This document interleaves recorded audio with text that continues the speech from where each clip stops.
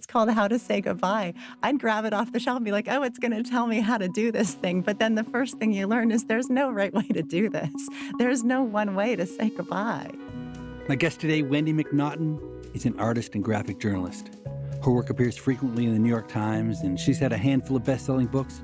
But the main reason I wanted to talk to her today is that she has produced a stunningly touching book called How to Say Goodbye. As I headed over to this interview, I tried to think about the last time I had talked with an artist, someone who earns their living with a pencil or painting or sculpture.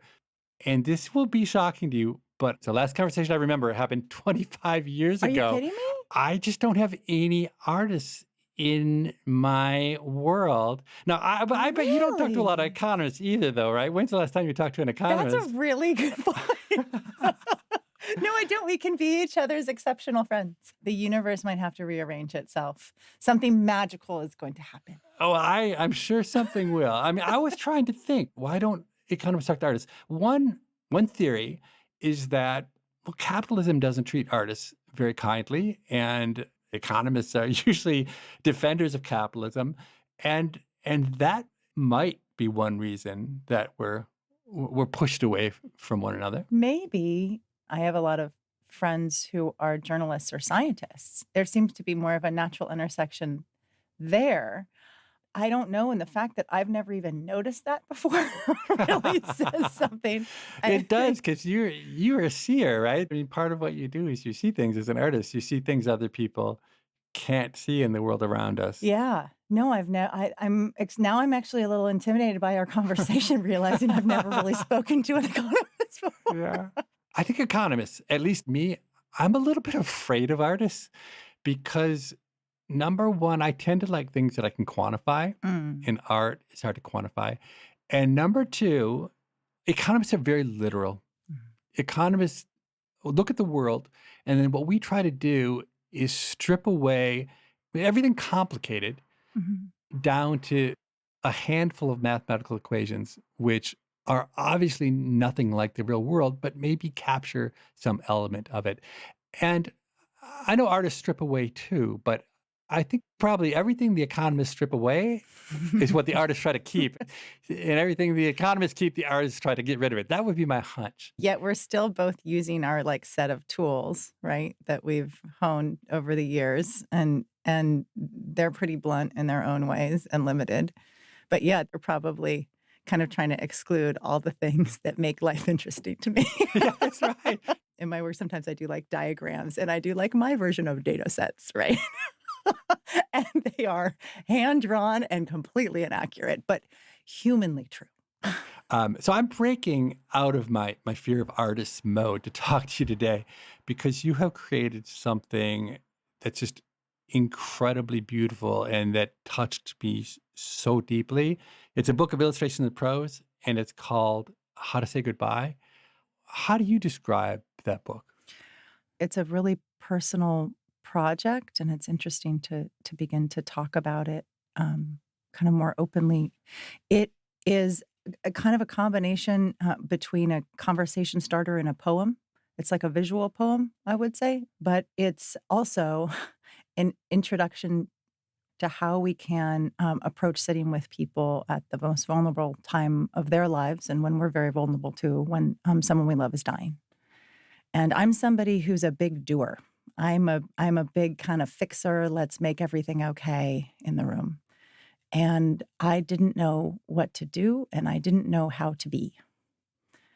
And this is the little book that I wish that I had to at least open up a space for me to quiet down, to look at what's going on, be present, and just really pay attention and be there with the person I love. The book is in part based on your experiences in the Zen hospice, but it sounds like the genesis of this started before that with a more personal Yeah. grieving process. Most of the drawings are made within what was at the time a guest house of Zen Hospice Project, which is a a caregiving hospice group. I had an artist in residency there for about a year, and I drew everything in the house and the residents who were there who were dying and their families, and I interviewed the caregivers. And the book is a combination of those drawings and the wisdom, the words that I heard from the caregivers. There are also drawings of my own aunt in there. Before the residency, my aunt passed away, and she's that person for me who was the first person I just loved very deeply and was able to be there as she was dying. And I didn't know what to do with myself, but I'm a drawer. And I don't draw from imagination, I draw from life. Drawing for me is a vehicle for looking closely at things. It's also a way for me to look at things that I'm scared of. And I didn't know what to do, but I had my sketchbook and my pencil. And my aunt had been a kindergarten teacher and an artist. And I'd been drawing her actually for some time. So she was cool with it, I knew. Mhm. And I drew her each day leading up to her death. That opened up a space of presence and also kind of curiosity. And the little book combines those drawings done in the guest house and of my aunt as well. Did you reach out to the Zen hospice, or did they reach out to you? How did that connection get made? The darn universe, they reached out to me, like literally within, I think, a day or two of my aunt passing, I got a call from them and they asked if I was interested in this residency.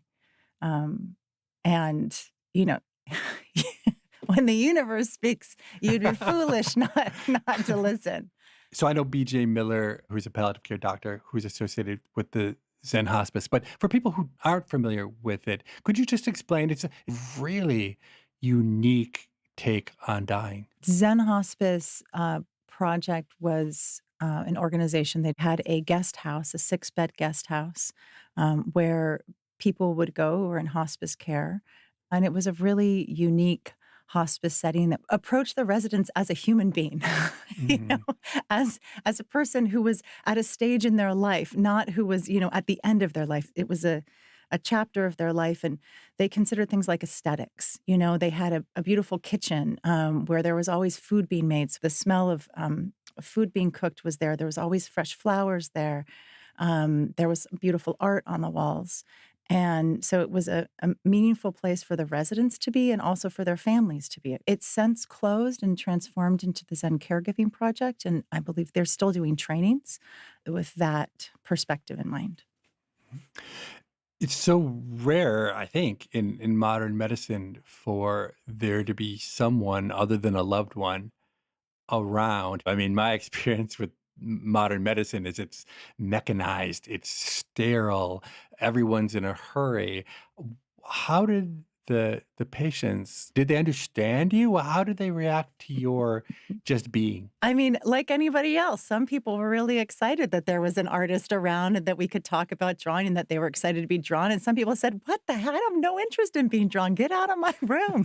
There was one woman in particular named Jenny, who was an artist herself, who was always making beautiful beaded paintings. And I was so excited to engage with her and maybe collaborate on some stuff. And she was not having it. She's like, "I'm doing my art. And by the way, I don't really like your drawings very much." I'm like, okay, it's fine.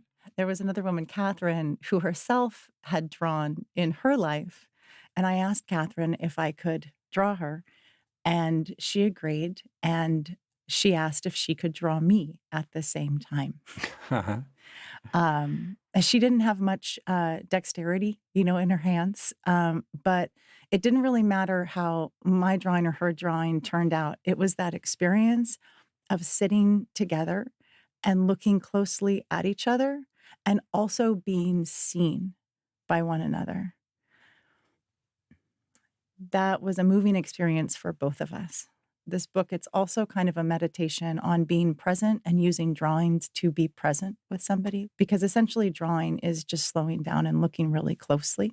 And when we're doing that, we're paying attention. We're paying attention to another Mhm. person in a way that we don't in our lives, because whether you're a doctor and you have a long list of people who you're going to see later and stuff to take care of, or you're just somebody, who has a meeting that you have to rush off to, we're trying to achieve an end goal all the time. But when we really slow down and use something like drawing, we can be present with each other in a really different way. And at the end of life, I can't think of a more important time to do that. It's interesting because in the world of the iPhone, pictures, photographs have become so dominant, so easy, so high quality.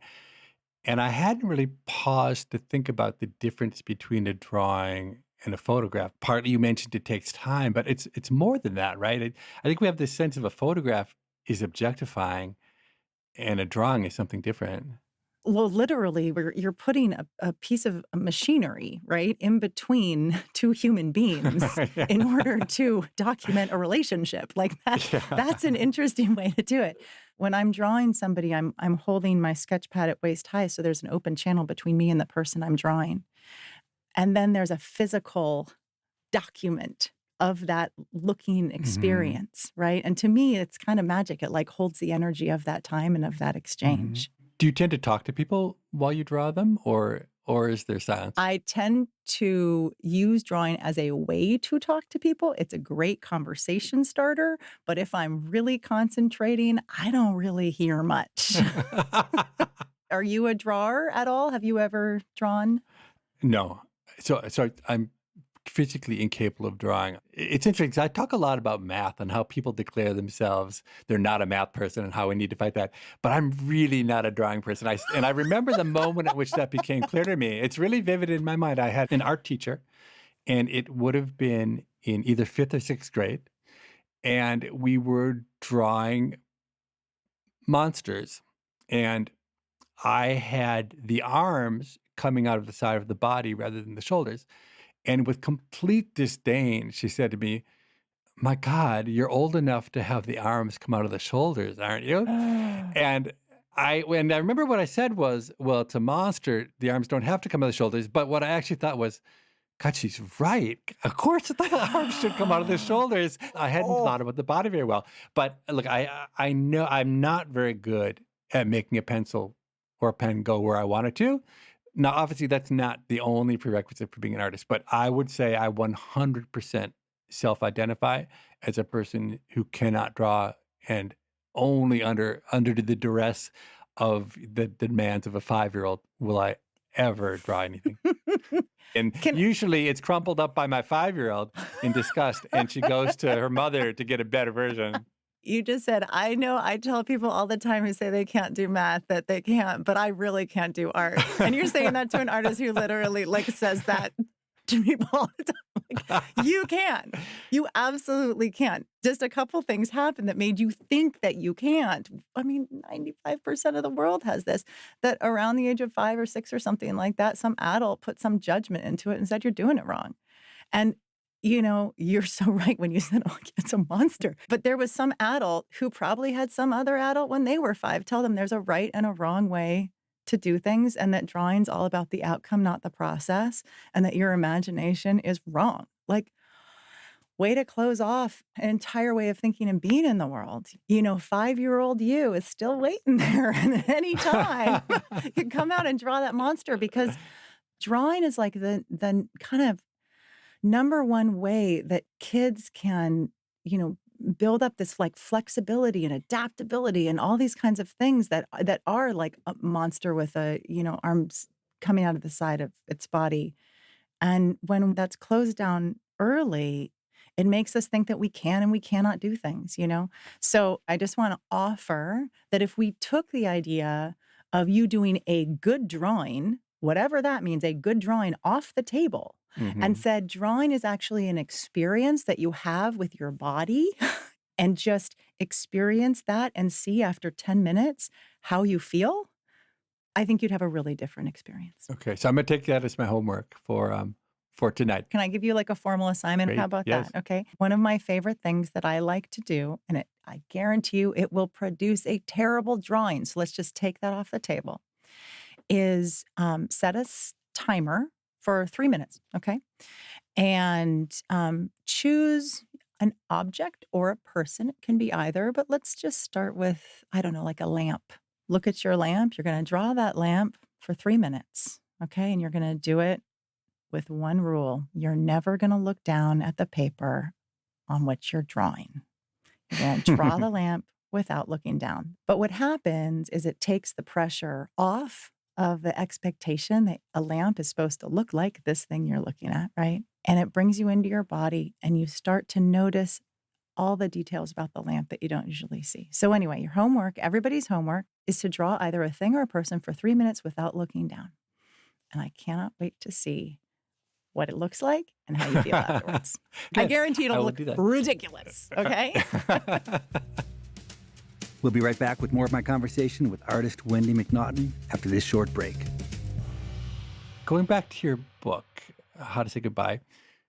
So I have to admit, the first time I opened it, I was in completely the wrong frame of mind. I was under a little bit of deadline pressure. I was in a work mode. Okay, let me pick up this book. Let me extract the information from it and get on to the next thing. And fortunately for me, there's a foreword by B.J. Miller, who is a doctor who focuses on dying, who was a guest on the show.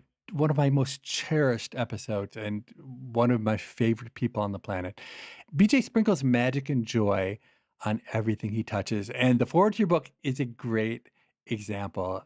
I've read it now 3 or 4 times, and every time it relaxes me, it slows me down, it makes me smile, sometimes it makes me cry. And he says one thing in particular that sticks with me. He says, dying is difficult, but in his experience, it's harder for the people who are at the bedside observing the death than it is for the person actually dying. I mean, you saw a lot of people dying. Was that your take on the situation as well? Yeah, when we're at the end of our lives, there's a lot going on inside, I'm sure, that we don't really have access to, right? But the body's gonna do what the body's gonna do. And, all of the family, friends, and us around the bedside, we're carrying a lot of expectations. We're carrying a lot, of fear, and we're putting that on the person.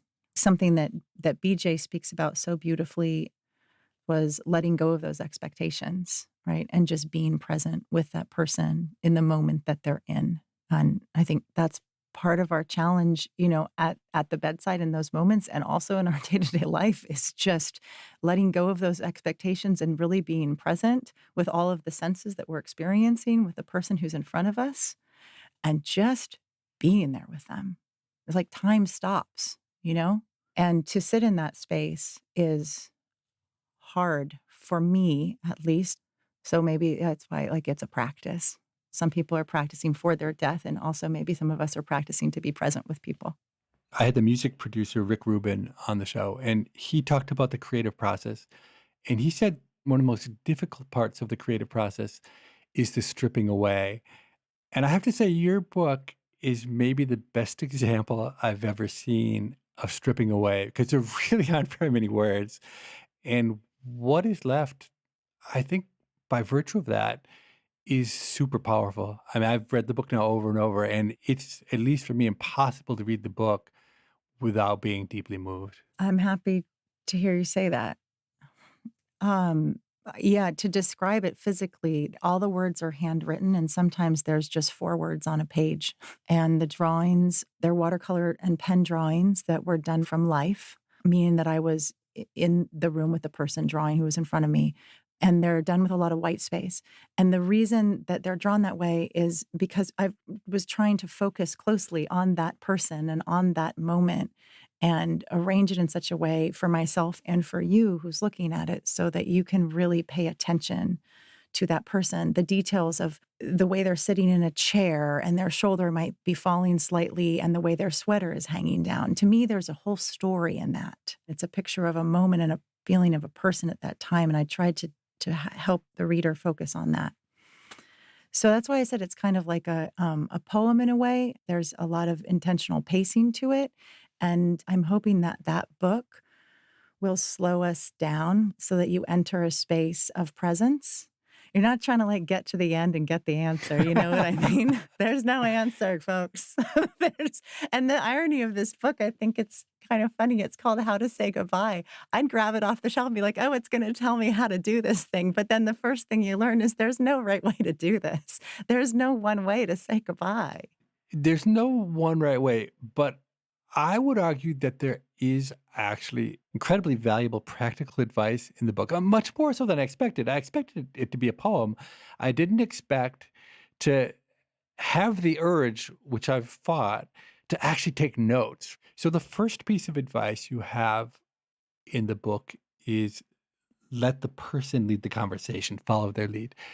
And it's interesting because not 2 or 3 days before I first opened your book, I was having a conversation with someone who had just been with someone dying, and another person in the room repeatedly tried to include that person in the conversation in ways that were incredibly awkward. Every once in a while, the person who was dying would say, "Peter, that's you. Peter, so good to see you." And then maybe 20 minutes later, it would do the same thing. And that was the level at which this person's brain was operating. And yet another person in the room kept on saying, "Hey, what did you think of Mm. what happened in the Super Bowl?" or whatever it was. Mhm. And I think it was just completely misguided, a complete mistake. I suppose that's partly what you mean by follow the lead I think that's of the person who's 100%. dying. So I'm trained as a social worker, and there's this principle in social work of you meet the client where they're at. And that can be really hard to do when we enter a relationship and we want something out of it. Mhm. It sounds like your friend just wanted to connect with that other person in the way that they've always connected with them. But when we're meeting somebody, whether it be somebody who's dying, somebody who has like a cognitive impairment or something like that, if we want to be present with that person, we got to meet them where they're at.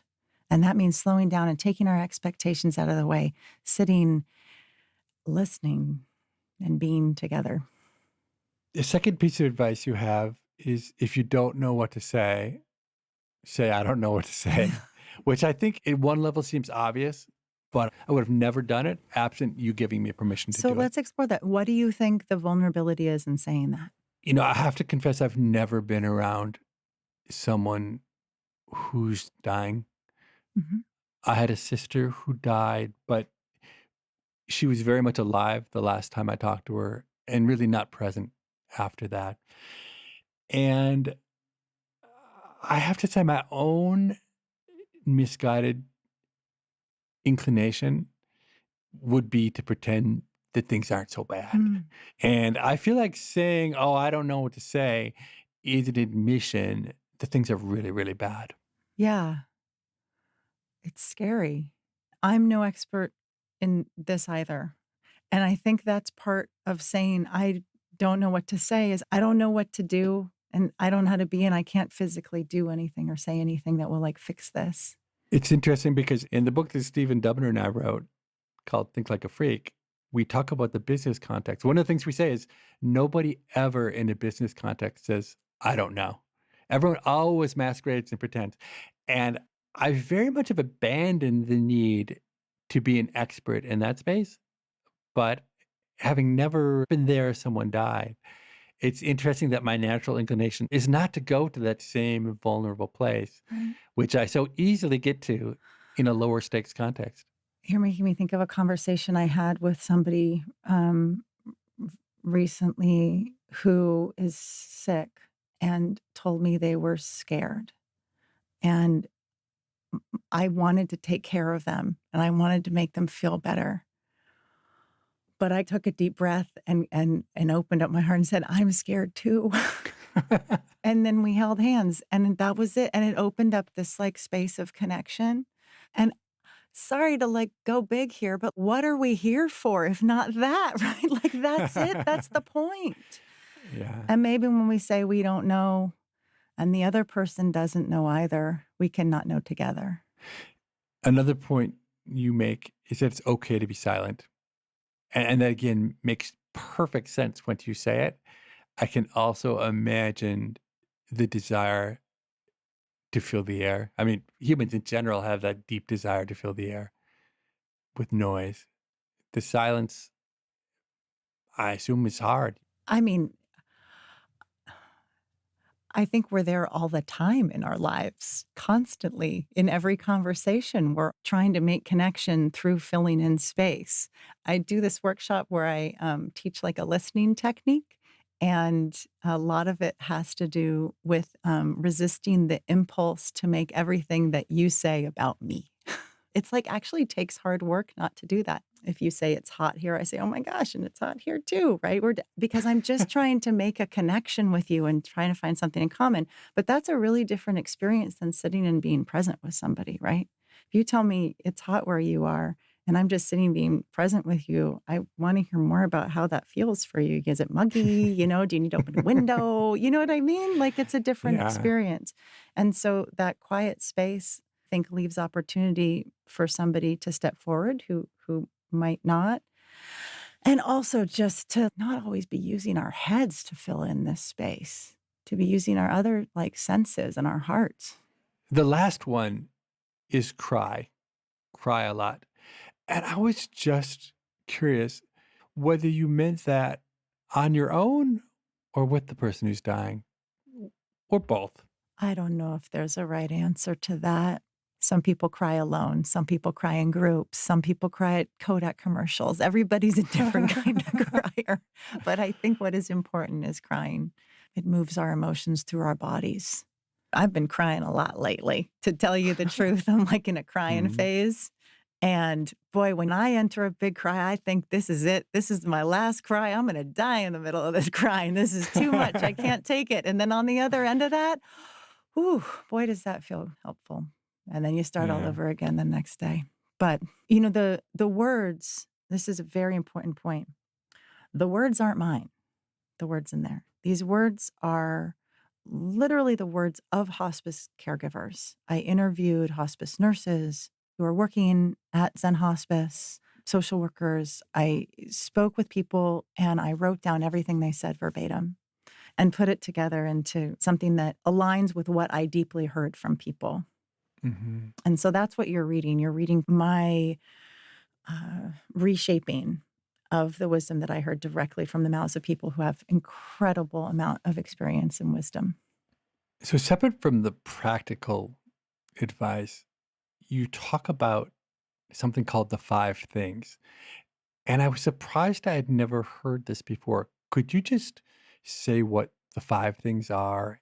The five things are: I forgive you, please forgive me, thank you, I love you, and goodbye. So these are five things I learned from somebody named Roy who was working at the guest house. And he explained to me that these have been used across many cultures in kind of different forms for a really long time, as these things that we can say to fully say goodbye to somebody so that there's nothing that's left unsaid. I was so moved reading the book.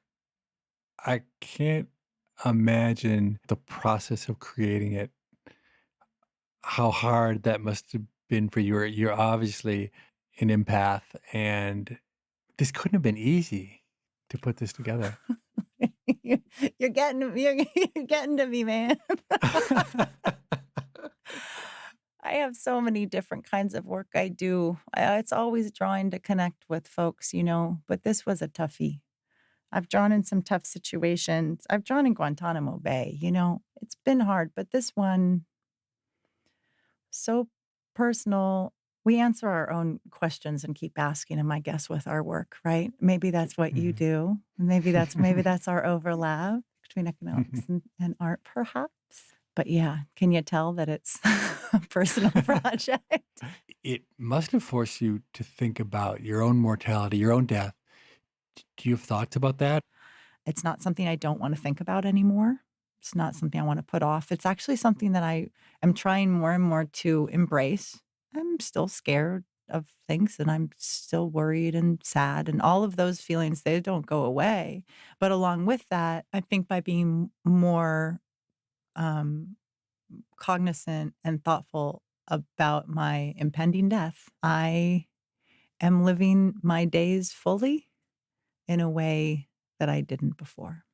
This is the first public conversation I've had about this, like in any real way. And it's so meaningful to me, this book. And to go from something that's private to public is, I don't know if you've done a project that you never thought you'd share with the world, but thank you for being so sensitive to it and so careful with it. I feel really lucky to be the first one to get to talk to you. I feel it's really amazing to be able to see the rawness and Yeah, I don't have any to feel talking the points yet. authenticity behind it. There's nothing worse than talking about a hard issue with someone who's talked about it so many times that they've forgotten it's a hard issue. I don't know. I Oh, feel I can really, really imagine lucky that that we're having this conversation. So that thank I'm you. so ungraceful right now, that I'm so unschooled. Thanks for being generous, and you're a wonderful person to talk with. If I understand correctly, after you graduated from college, you went to Rwanda. Is that correct? And what brought you to Oh, Rwanda? we're going that's a deep cut. We're going back. Yeah, I was working in advertising after I got out of art school, and I was miserable, to tell you the truth. I'm not surprised. You seem like someone who would have enough sense not to go into advertising. How did that happen? I'm surprised actually how many people I meet who had a stint in advertising, but I went into advertising because I was frustrated with the whole art world and that the goal seemed to be to make stuff that you hang on a wall and 12 people end up seeing. That didn't make any sense to me at all. Whereas advertising, if you make something and it goes on a billboard, everybody sees it. So imagine the kind of conversations you could start on a billboard. Learned quickly from my creative director that the point in advertising is not to make people think. It's in fact to stop them from thinking. So I was not a good fit. Let's put it that way. How long did you last in advertising? I think maybe 2 years with a big chunk of time off when a friend of mine who was working as an election observer for the first free and fair democratic elections in Rwanda, this was in 1999, I'm dating myself, called kind of out of the blue and said, "Hey, you're a drawer, and also you know how to create campaigns, and USAID needs an educational campaign to sensitize the population of Rwanda to how to vote, how to use a secret ballot, why it's good to vote, all this kind of stuff." You hear this kind of affect in my voice because at the time I didn't know anything. I was a baby. And looking back, I'm like, my God, there was so much wrong with this. I'm the last person who should have been going and doing this, okay? But I was like, what, 22, 23, something like that? Young and dumb enough to like think I could do it, Hmm. which is the gift of youth. And I said, heck yeah, I'll go. Got a leave of absence and went and found myself in a place I'd never been with people who I'd never met, creating this campaign, an educational campaign for the country about how to use a secret ballot. So this is in the shadow of a genocide that had occurred, you said 1999, so only 5 or 6 years earlier. The challenges to doing this must have been immense, or doing it well, at Yeah, least. again, it's so good I didn't know because I never would have done it. And I'm very grateful that I had the experience. There were so many challenges. The whole thing had to be in drawings, right? For two reasons. One is because at the time, literacy was a really big issue in the country. About half the population was non or semi-literate. And so everything had to be drawn. And also because of like not wanting to identify people as being Hutu or Tutsi or Twa, which are the different ethnic groups in the area. And we were so close to the genocide back then. One could use drawings, right, to kind of make a generalization of a person without any kind of like features or anything like that in there. So drawing does all these things that like you can't do with a photo. Photos were banned. We couldn't use a photo in this campaign because it would be like a person as opposed to a generalized person, Okay, right? gotcha. We ended up creating a huge campaign of like posters and smuggled spray paint in from the Congo. I mean, I don't even know if I should be saying this. We like, got these orphan kids, they're called my Bobo, who were the orphan kids, the genocide, and taught them how to use the spray paint, use stencils and go all over. And there was no graffiti at the time. So they're putting on that side of the building. It was amazing. And it was a big success. As I think about the 22-year-old you in Rwanda, and I think about the students I teach at the University of Chicago. One thing I have felt more and more is that the things that we're teaching the students in the university are utterly useless for the tests they'll actually have to face. And it sounds to me like going to Rwanda was a crash course in real life, probably in so many different dimensions you haven't even talked about, and probably few experiences people have could match it because not only were you put into a different culture, you faced really hard problems. With really high stakes, talking about learning in public in real time. And there was real ramifications to this. I learned how to defer real fast. I learned that I wasn't an expert real fast. But also I learned how to build something, how to make something, how to have an idea and then take it through every step of the way, how to collaborate with people, right? How to manage all this stuff. I talked to some students just a couple of days ago, and they were talking about going to graduate school and then what kind of job they wanted and finding the right job that's like exactly what they're interested in versus their best skill set. And I was like, no, that's the wrong job for you. You want a job where you don't know what you're doing, you're completely in the deep end, and you end up quitting in 6 months. Because, right? That means that you just had a crash course. You just learned so much in all these areas and that you don't think you're going to use right now. But I think we all know in retrospect as we move on in our lives. My mom says this thing and I used to roll my eyes at all the time. She said, when you go through life, you carry a basket and each of your experiences you put into your basket. I'm like, Mom, that is the dumbest thing. And now I look and I'm like, thank goodness I had all of these experiences because I'm constantly pulling from this now ginormous, oddly shaped well-worn basket to apply to the different circumstances that I go into with my work now. Okay, so let's continue the list of places that you've spent time at. The next one that comes to mind is Guantanamo Bay, where you were drawing the trials of the detainees who were held there. Tell me, how did that come to be and what was that like? Carol Rosenberg, who is the journalist who's been reporting on Guantanamo Bay for the New York Times basically since before day one at Guantanamo Bay, she had an idea for a story about kind of the culture of the courtroom. And there are no photographs allowed in Guantanamo Bay. Everything that's been documented, especially in the courtroom, is done through drawings. And the New York Times hadn't sent somebody to draw there before. There'd been courtroom artists, but nobody who'd gone there kind of on assignment to document. And so I went there to work with Carol and spent a week in Guantanamo Bay in the courtroom drawing basically everything, not everything, because it turns out there's a lot of things you're not allowed to document there. And that was a big challenge. Are you allowed to say the things you're not allowed to document, or is that I don't really want to take that risk with you right now. Sorry. I think you're great and this is an incredible podcast, but not worth going to jail over. I'll say it instead of you. So I would imagine it's things like where doors or windows are located. The fear is that some kind of attack will happen, and by using your drawings, the people who attack the courtroom will find a weakness or something. I imagine. I'm just trying to think what the logic might even be other than that. I imagine that could be true.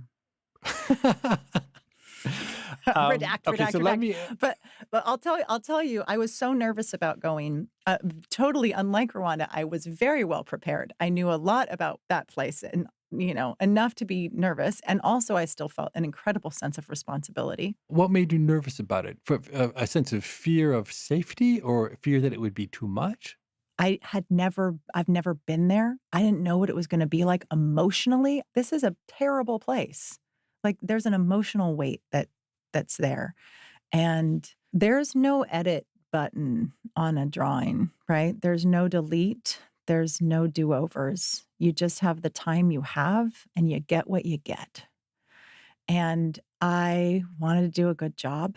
So I wanted to practice a lot. I went to some courtrooms here in San Francisco just to kind of get the idea of different angles and how people moved about. And then when I got there, I mean, this is what it always is. It doesn't matter if it's Rwanda, Guantanamo Bay, or a street corner somewhere. Once you actually get on site and you're doing something, everything goes out the window, right? There's a million more challenges you could never anticipate. So there were certain things I couldn't draw, I had to have my paints kind of on a folding chair off to my side, and I had a tiny cup of water, and kind of that setup was a challenge. And at the end of each day, everybody, all the viewers who were like journalists and NGOs would leave the viewing room, and then a communications officer would come and sit with me and go through my drawings and make sure that I hadn't drawn anything that I wasn't supposed to. And then they would put a stamp of approval, the signature on my drawing that says, this has been approved and it cannot be altered after this. No changes allowed.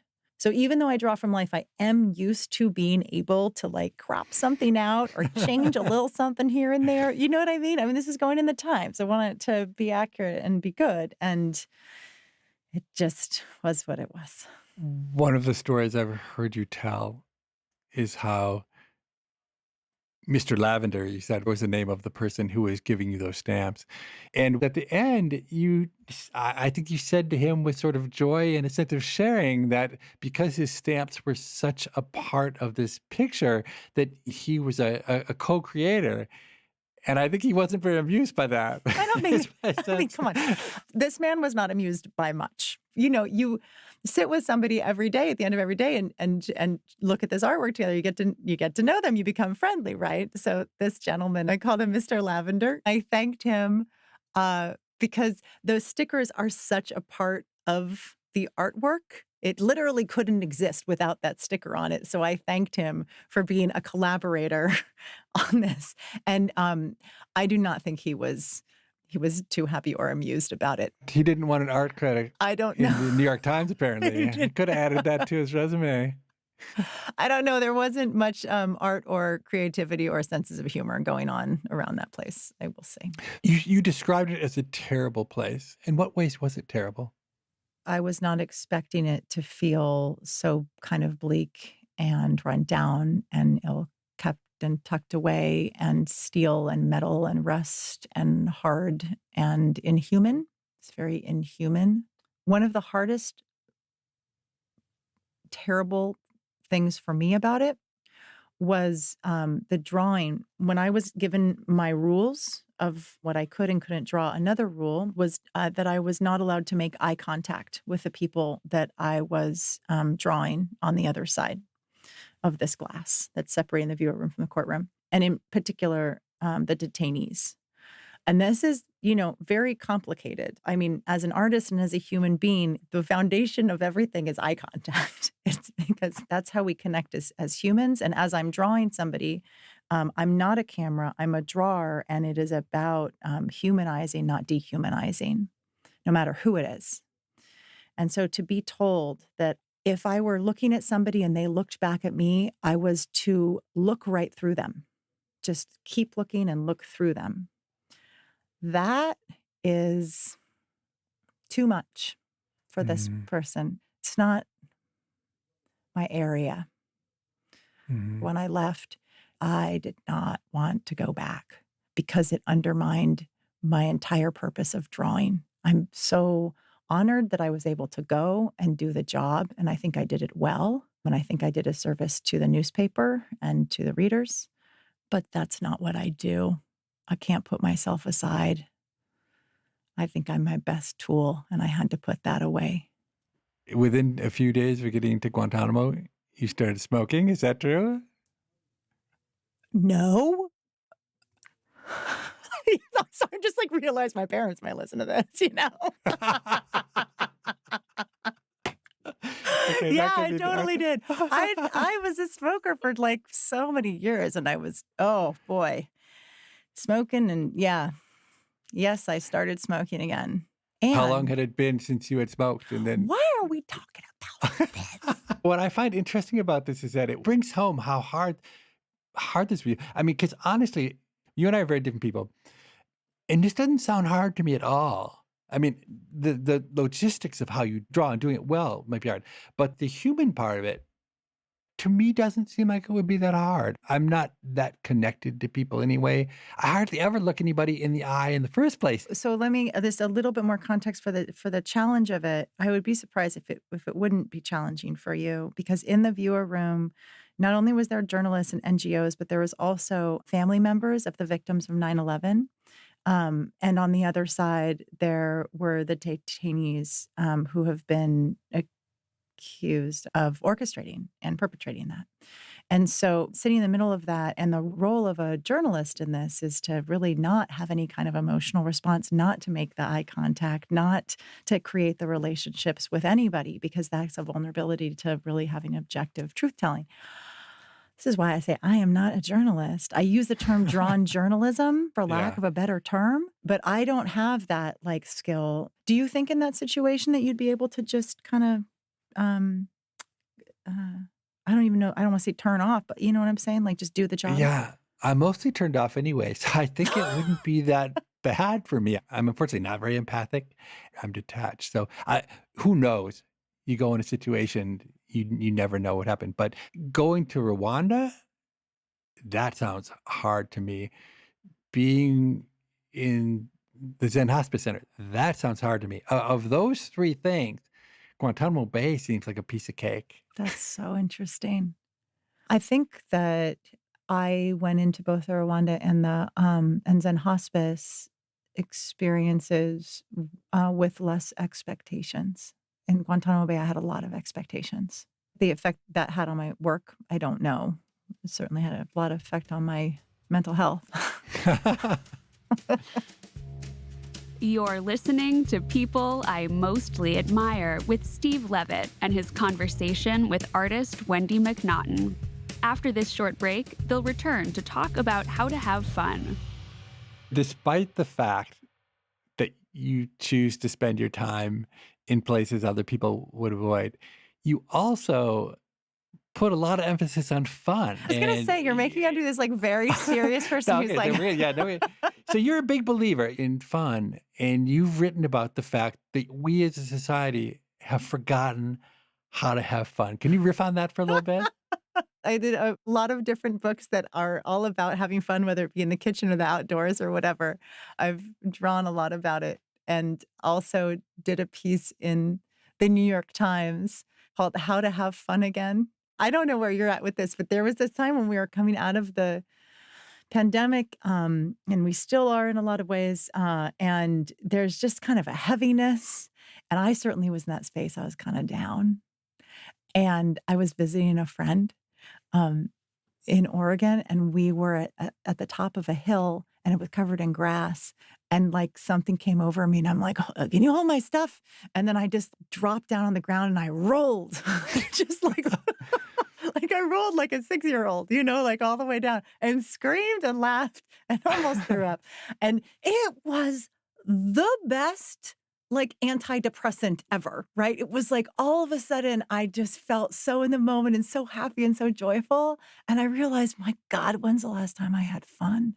So roughly every 3 months, I make a pledge to myself to try to have more fun. Really? In my most recent, yeah, and it came out of some episodes I did here. Mhm. And what I've come to realize is that I am almost completely incapable of playful fun. And so my latest iteration, I set the bar so low for about the last week. Each night when I climb into bed, I ask myself, did I have one episode today where I had playful, joyful fun? And more days than not, the answer is no. Even though I'm trying and I'm seeking. And for so long, I have put an enormous emphasis on investment in the future. So in academics, there were so many projects to do. There was always a sense that I should be working on these things towards a long-term goal. And so then to offset that, I would get hobbies.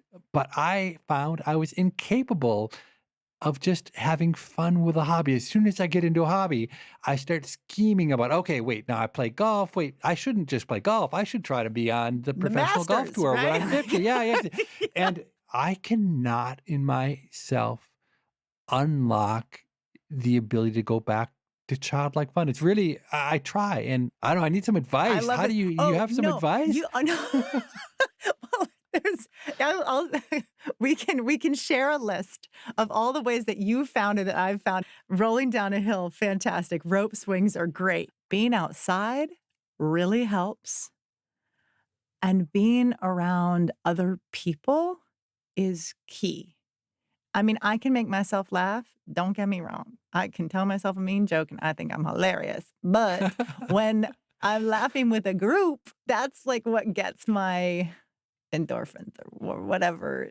Now, let me just say also, I think having a conversation about deconstructing fun does not fall on the list.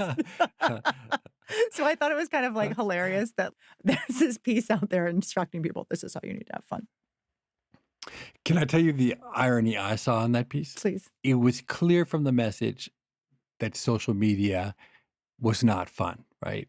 And yet the piece ended with your call for people to post on Instagram with hashtag NYT opinion fun. And I wondered, you must have thought about that. Was that forced upon you or you willingly go in that direction? No. I can only be who I am in all my imperfections. I think there's always an opportunity for community building and social media. There's a lot of irony there. And I don't know if that came from me or the paper or what, but it's pretty silly. Social media is the whipping boy for everybody now and everything bad. But the flip side is that social media and technology have opened up enormous opportunities. So you teach tens of thousands of people to draw online. You'd never be able to do anything like that in a lifetime without it. Our conversation, so many people will get to listen to it because of that. It's a change in society that has profound implications. And it's interesting because I think this is one where both artists and economists have a really deep well in which to dig to try to make sense of it. Yeah. I'm interested in hearing your take on it. Like, what's your hot take on social media? So I'm not a big consumer of social media myself. But what I will say is when I do go on social media, it is amazing the quality of what you find there in terms of entertainment. The fun and the creativity is remarkable. And no economist would have ever imagined that you could have a technology where you would mostly pay nobody anything to produce enormous amounts of content that are out there. Yeah, that makes no sense to an economist, huh? Yeah. On the other hand, my friend Sendel Mullinaton, who's an economist and one of the smartest people I know, he deeply believes that boredom is the key to everything. And my kids have never experienced that. My kids don't have a moment where they're alone or bored. They are constantly connected and they never have to face the scariness that is being by yourself. And I suspect that has profound implications on development and what life will be like for my children and people beyond. I would agree. I think it's the upside for me of being an only child. I had a lot of space and time to play games and make up stories on my own, And I find personally now, many, many years later, that I do want to fill space. And social media is a great way to do that. And I have never come up with a good idea while looking at social media, ever. Mm-hmm. I do not leave that experience having created anything or grown. I can take something from that and then go off somewhere and have some space and be bored. And that's when some ideas might come up related to that experience. Another irony, like you mentioned, I'm teaching kids and now grownups too about drawing, and I'm using social media to do it, whether it be on YouTube or I do something called the Grownups Table on Substack, and do drawing lessons there. So it's dependent on social media for communication. But then what I hope I'm doing is I'm teaching people tools there and giving them the experience to hook them. Then they can practice on their own and they can build that muscle independent of social media. And in my experience, if somebody does that on their own enough, the benefit that they get there outweighs the benefit that they get on social media. It's longer lasting, it's deeper, Mm-hmm. it creates community.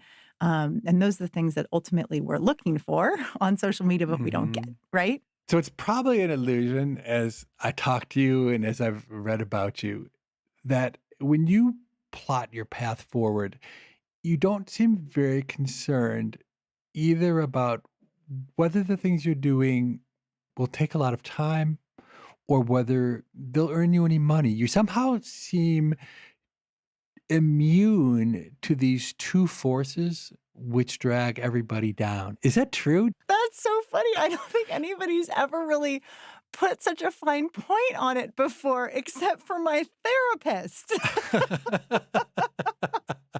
Other parts of my life would be a lot easier if I cared more about efficiency or about making a good profit.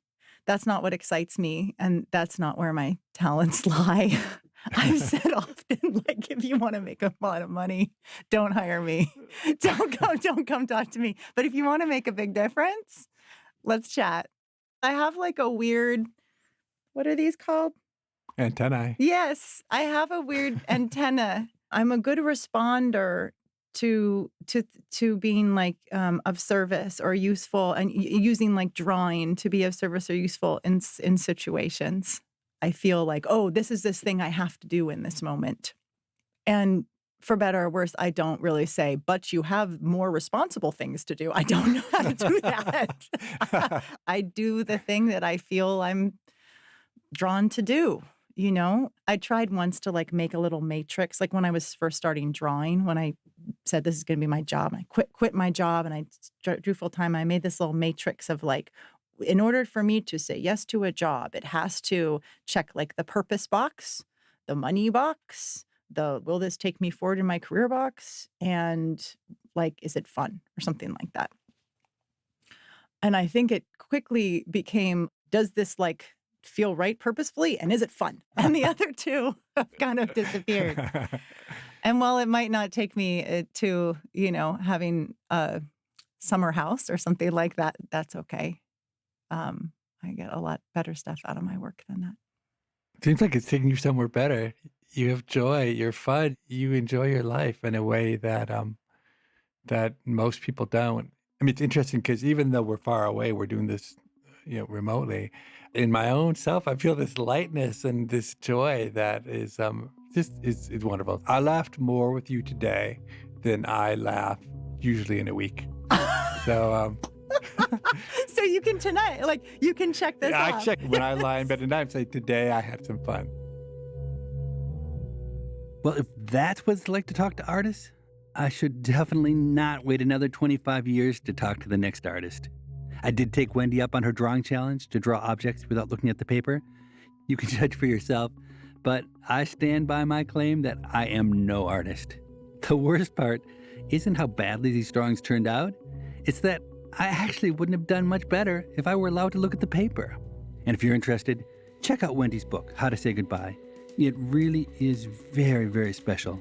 A book I will always cherish. People I Mostly Admire is part of the Freakonomics Radio Network, which also includes Freakonomics Radio, No Stupid Questions, and The Economics of Everyday Things. All our shows are produced by Stitcher and Renbud Radio. This episode was produced by Morgan Levy with help from Lyric Bowditch and mixed by Jasmine Klinger. Our theme music was composed by Luis Guerra.